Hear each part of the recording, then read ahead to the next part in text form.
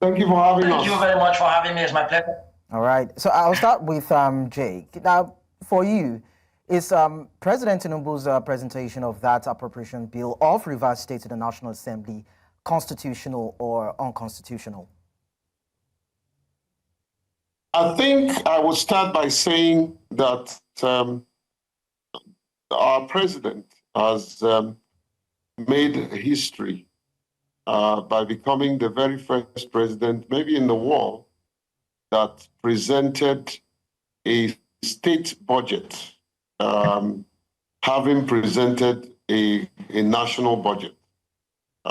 This time around is a state budget that is in crisis, that some of their action has thrown the state into an emergency rule situation.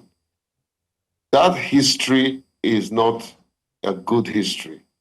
I think he's on the side of on the wrong side of history by presenting a budget of a state that I believe did not go through proper mechanism for budget formulation or allocation. Secondly, that budget is a 6 months budget that is twice what the suspended governor had presented. Former presented 1.1 trillion naira budget for 2025, a whole year. What we have seen presented by the president is 1.481 trillion naira for 6 months. I think for those who don't know, that's the situation. So if you double that amount, would have been talking about over close to 3 trillion if we're to go for 1 year. So that's the situation. Is it constitutional? I think Ekine, my friend, is a lawyer. Of course. But in my own personal opinion, is not constitutionally. Okay. Is not constitutional in my own opinion. However, it's unfortunate that this is happening to our dear state. We have become a state that is being tossed here and there. Every democratic puzzle is being played in Rivers State. All right, Jake. Yes, go ahead. Yeah, permit me to just bring Henry into this so that we have a legal perspective to it. I mean, he's a legal practitioner. So, Henry, now, justifying the submission, the president cited Regulation 4, subsection 2F of the Emergency Rule 2025 provisions, which actually states that the federal legislative has the oversight of state finances during emergency rule. So how is it not unconstitutional by what Jake has said? Yes, thank you. An action, a procedure will be unconstitutional as far as it is not provided in the Constitution and not even supported by any reference to any provision of the Constitution. It's to that extent that such action will be appropriate to say it's unconstitutional. And again, where there is no power vested by any individual or authority by the Constitution to carry out an action, then that action purportedly carried out will be unconstitutional. So put these two together, it will mean that a budget or an appropriation bill, more appropriately, of a state to be caused to be laid by the President of the Federal Republic of Nigeria, not being so provided in the Constitution, the President himself not being so vested with such power would be unconstitutional. Okay, so, I mean, this Secondly, yeah, Harry, that's okay. Okay, I think we have the procedure for. All right, sorry, Harry, I was just saying that clearly, maybe to answer directly. Henry, just stay with me for a while. I'll go back to Jake. I mean, for the National Assembly, by law, we've seen that the federal legislative arm can't take over the legislature of a state. So why, by law anyway, so why is it that the federal executive arm cannot assume the responsibility of a state executive in a situation whereby a state of emergency has been declared? Again, like I said, I'm glad that Ekine has elucidated on that point of legality.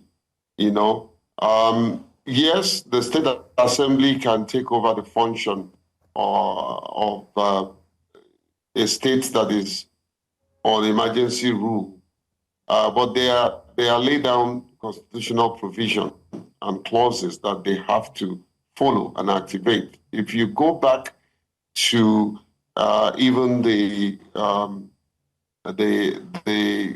process at the National Assembly that was used and the issue of voice vote to get to where we are, you will notice that the provision or the procedure that the National Assembly laid out that they were going to follow throughout the course of this emergency rule have not been followed at all. They tried to constitute what looks like a more or less like a charade of a committee. Those committees, I don't know whether they've been able to sit for one or two times, and one of them is the Professor Julius Yembere committee, which a man that I respect, but I don't think they are allowed to do their work. They invited the sole administrator to appear before them, and the first invitation he didn't even respond. Eventually he appeared, and the whole thing looked like a stage managed, rather melodramatic situation, But that's where we are. The House of Assembly has the right to save democracy by probably returning the budget back to the presidency or not approving it. And that would show us a proper check and balances, which have not been existing in the relationship between the legislative arm and the executive arm.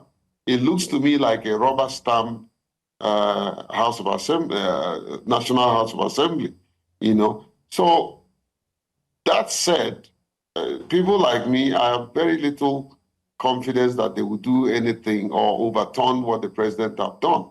Okay. And the more this happens, the more we make mockery of democracy.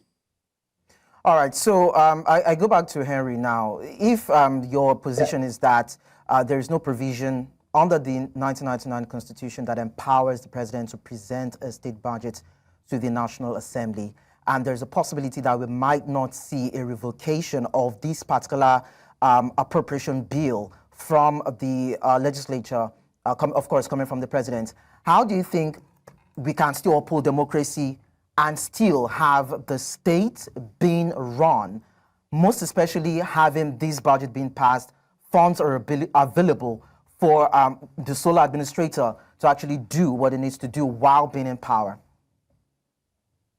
Yes, and clearly I've said, I think I need to repeat this, that the action is unconstitutional, and the National Assembly, even when considering the provision of Section 11, subsection 4, that vests the National Assembly to consider to take proceedings of Rivers State House of Assembly or any House of Assembly, would have been where the executive will take the step of causing to lay an appropriation bill before the National Assembly.